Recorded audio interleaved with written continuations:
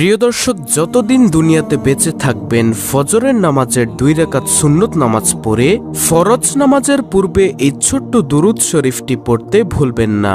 কারণ এই দুরূদ শরীফটি যে ব্যক্তি পড়বে দুনিয়ার সমস্ত অভাব অনটনকে আল্লাহ রাব্বুল আলামিন তার পরিবার সংসার থেকে দূর করে দিবেন। যত টাকা ঋণগ্রস্ত আছে সব পরিশোধ করার ব্যবস্থা করে দিবেন। পরিবার সংসারে প্রচুর রিজিকের মধ্যে বরকত দিবেন। দুনিয়ার সব সুখ শান্তি আল্লাহ রাব্বুল আলামিন তার ঘরের মধ্যে দিয়ে দিবেন। আপনাদের দুঃখ কষ্ট পেরেশানির যন্ত্রণা সবকিছুকে আল্লাহ রাব্বুল আলামিন দূর করে দিবেন। আপনাদের পরিবারের সংসারে ইনকামের মধ্যে যে বাধা আছে, যে কালো জাদু আছে, যে ব্ল্যাক ম্যাজিক কুফরি কালাম করেছে আপনাদের শত্রুরা, এই শত্রুদের কুফরি কালাম ব্ল্যাক ম্যাজিক পর্যন্ত কেটে যাবে এই ছোট্ট দুরূদ শরীফের আমলটি করলে ইনশাআল্লাহ। এই ছোট্ট দুরূদ শরীফটি ইমাম শাফি রহমাতুল্লাহি আলাইহি সব সময় পাঠ করতেন। এই ছোট্ট দুরূদ শরীফটি খুবই শক্তিশালী পাওয়ারফুল দুরূদ শরীফ। ফজরের নামাজের 2 রাকাত সুন্নত নামাজ পড়ে মাত্র 11 বার এই ছোট্ট দুরূদ শরীফটি পড়তে হয়। প্রিয় দর্শক, আমি স্ক্রিনের মধ্যে সুন্দর করে বাংলা উচ্চারণ সহ দিয়ে দিব দুরূদটি। ইনশাআল্লাহ আপনারা সহিহ শুদ্ধভাবে শিখে মুখস্থ করে নেবেন। দর্শক, জীবনে তো কত ভিডিও দেখেছেন, আজকের এই ভিডিওটি দেখে এই ছোট্ট দুরূদ শরীফটি শিখুন। ইনশাআল্লাহ যতদিন পৃথিবীর মধ্যে বেঁচে থাকবেন রিজিকের অভাব হবে না, অভাব অনটন থাকবে না ইনশাআল্লাহ। আল্লাহু আকবার। আপনি দুনিয়ার মধ্যেও শান্তি পাবেন, অভাব অনটন আল্লাহ দূর করে দিবেন। নবীজির রওজা পাকে সঙ্গে সঙ্গে আপনার দুরুদের হাদিয়াটা পৌঁছে যাবে। নবীজি সাল্লাল্লাহু আলাইহি ওয়াসাল্লাম আল্লাহর কাছে আপনার জন্য দোয়া করে দিবেন এই দুরূদ শরীফটা পাঠ করলে। আল্লাহর কাছে রহমতের দোয়া করবেন, বরকতের দোয়া করবেন নবীজি সাল্লাল্লাহু আলাইহি ওয়াসাল্লাম। আর নবীজির দোয়া তো মিস হতে পারে না। আল্লাহর নবী যেই দোয়া আল্লাহর কাছে করবে সেই দোয়াই সঙ্গে সঙ্গে কবুল ও মঞ্জুর হয়ে যাবে। আল্লাহু আকবার। তাহলে প্রিয় দর্শক, অনুরোধ করব আপনারা মনোযোগ সহকারে এই ভিডিওটি দেখুন এবং দুরূদ শরীফের আমলটা শিখুন। যখনই সুযোগ পাবেন, সময় থাকবে, বসে বসে 11 বার শুধু ফজরের নামাজের সুন্নত নামাজটা পড়ে দুরূদ শরীফটা পাঠ করবেন। তাহলে দুরূদ শরীফ পাঠ করবেন কি জন্য? মনের মধ্যে একটা ফজিলত জানতে পারলে পড়ার আগ্রহ জাগবে। প্রিয় দর্শক, ছোট্ট একটি ঘটনা আমি আপনাদেরকে বলবো দুরূদ শরীফের যে কি পাওয়ার। তারপরে আমি আপনাদেরকে স্ক্রিনের মধ্যে বাংলাতে দুরূদ শরীফটা লিখে দিব। ছোট্ট এই দুরূদটি আপনাদেরকে শিখিয়ে দিব ইনশাআল্লাহ।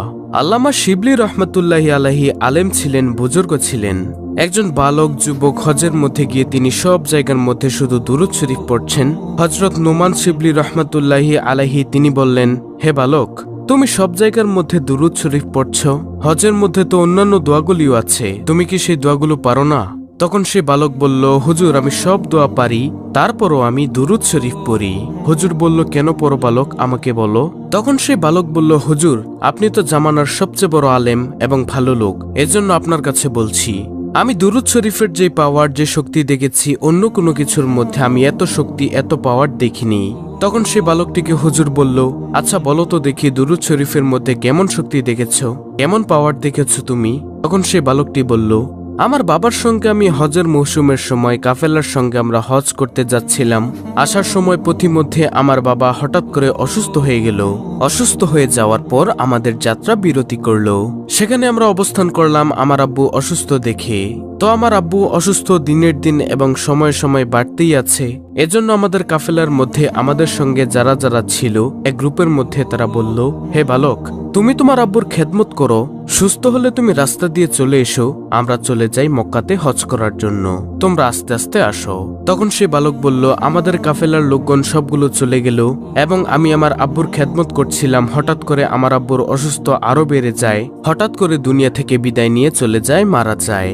তারপর আমি দেখলাম হুজুর আমার বাবার চেহারাটা কালো কুচকুচে হয়ে গিয়েছে, বিগড়ে গিয়েছে, খারাপ হয়ে গিয়েছে। আমি টেনশনে পড়ে গেলাম, হায়রে এমন একটি জায়গার মধ্যে, মরুভূমির মধ্যে আমার আব্বুর এই অবস্থা, আশেপাশে কোনো মানুষও নেই। যদি কোনো মানুষ দূর থেকে এসে দেখে আমার আব্বুকে এভাবে খারাপ চেহারা হয়ে গিয়েছে, বিকৃত কালো হয়ে গিয়েছে চেহারাটা, মানুষ কি মনে করবে? তখন তিনি অর্থাৎ সেই বালকটি কান্না করতে করতে বাবার চেহারার মধ্যে কাপড়টা দিয়ে ঘুরে কান্না করতে করতে সেই জায়গার মধ্যে মনের অজান্তে ঘুমিয়ে গিয়েছে। তখন তিনি বললেন, অর্থাৎ সে বালকটি বললেন, আমি ঘুমের মধ্যে দেখলাম একজন সাদা জুব্বার সাদা পাগড়ি পরে আমার আব্বুর কাছে আসলো। আসার পর আমার আব্বুর কাপড়টা মুখের থেকে দূর করলো।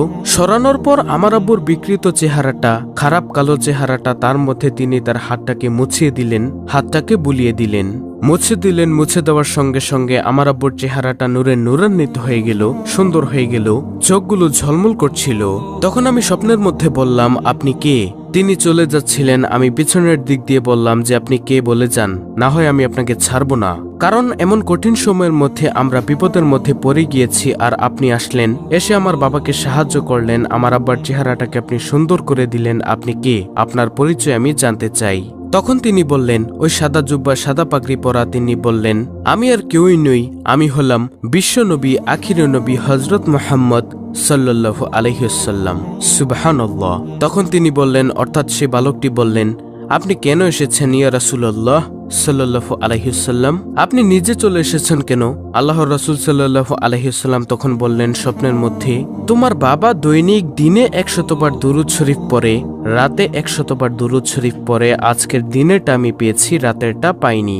ফেরেশতাকে জিজ্ঞাসা করলাম, ফেরেশতা তখন বলল, আপনার সেই আশেক, আপনার ভক্ত যে দুরূদ শরীফ পাঠ করে, আপনার উম্মত, সে তো খুব বিপদের মধ্যে আছে, দুনিয়ার মধ্যে ভালো আমল করেনি, এজন্য চেহারাটা পাল্টে গিয়েছিল, বিগড়ে গিয়েছিল, এজন্য রাতের দুরূদটা সে পাঠাতে পারেনি।